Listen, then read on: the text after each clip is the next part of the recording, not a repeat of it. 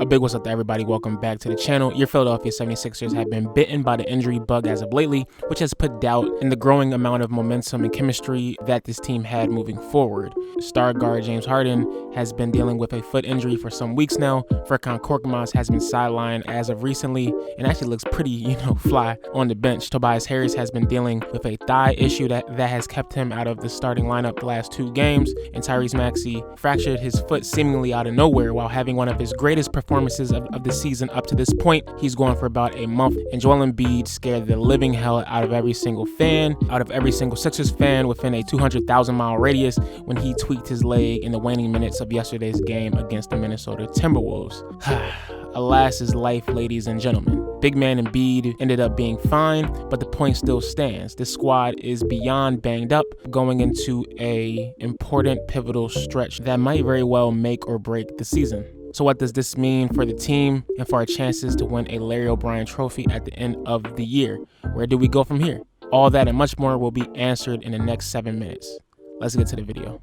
Make sure to like, comment, share, and subscribe to a Sixers Fiend if you feel so inclined. So with all the commotion surrounding the team as of late, a few things will have to happen for the team to stay afloat. The first is that Coach Doc Glenn Rivers is going to have to step the hell up and coach his team through the treacherous waters. Now for many, this may bring trepidation to your soul because, well, it's Glenn Rivers, enough said. But the way I see it, this legit might light the fire underneath his butt to where he will actually coach better games, as he'll need to put the remaining players in the right position if we're going to have any shot of coming out of this next stretch of games alive.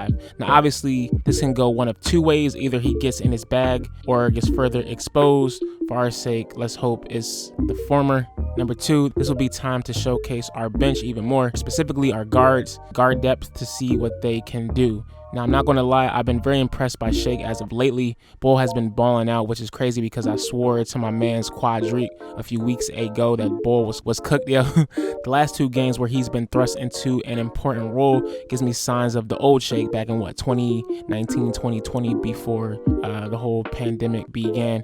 Currently, he is averaging 22 points, shooting 59% from the field, also averaging 4.5 rebounds as well as 4 assists. Nothing to sneeze at. I guess the old additive is true. Bulls need minutes in the NBA to actually shine.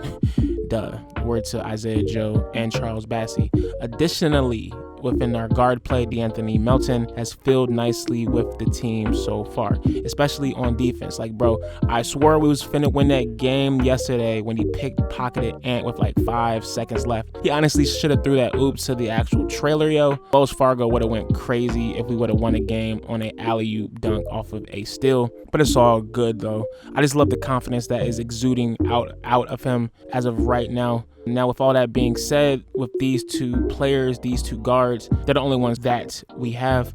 So with an extra roster spot that I believe we have currently, Daryl Morey and gang need to sign somebody with a dynamic scoring, handling abilities. I've heard Kemba Walker being thrown out. I'm not really sure. Let me know in the comments section who we should sign.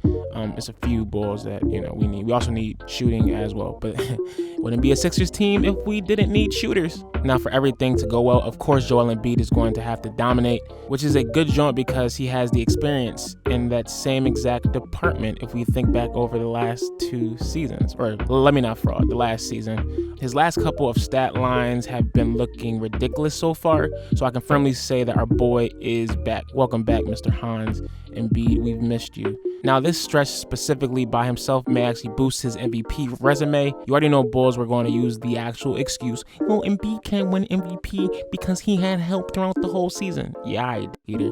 But anyway, getting to the heart of the video, I have to ask, how much will these injuries set us back long term, especially if we are trying to achieve the ultimate goal, a Larry OB at the end of the year? So depending on when Toby comes back, it might be slightly bad Johns going on, especially with the chemistry. Now, we already know that we have started off slow to begin the year, and I would more so put that on lack of heart, lack of dedication, as well as chemistry. It obviously hasn't helped that Harden hasn't been here to be that connector piece long term, but now with Tyrese out, it is going to create even more friction. It's really a shame, really a damn shame that both of our starting guards are out right now, yo. Like, that's not even like normal. Like that's heavily Mayday on any team. If both of your starting guards are out, like what the heck, yo. Harden is one thing, but it's especially with Tyrese Maxey, because this might just put his All-Star season and Most Improved Player campaign in jeopardy. Besides, I really wanted just to see him against the Nets on Tuesday.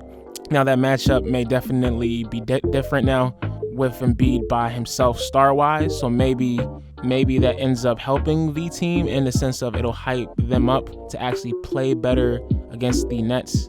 Let's just hope that they don't get fried against Brooklyn like we did last year. And Ben actually might play now because, who's really there to face him.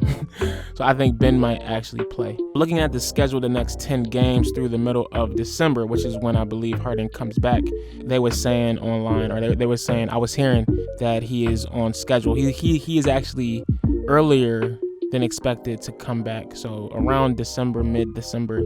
These games should be doable other than splitting with the Magic and Hornets, which I assume is just going to occur. It's NBA games. The only games that we're really expected to lose is against the actual Grizzlies and Cavaliers. But even then, Ja is injured himself as well. And Cleveland has been losing a lot as of lately. Everybody hype Bulls up.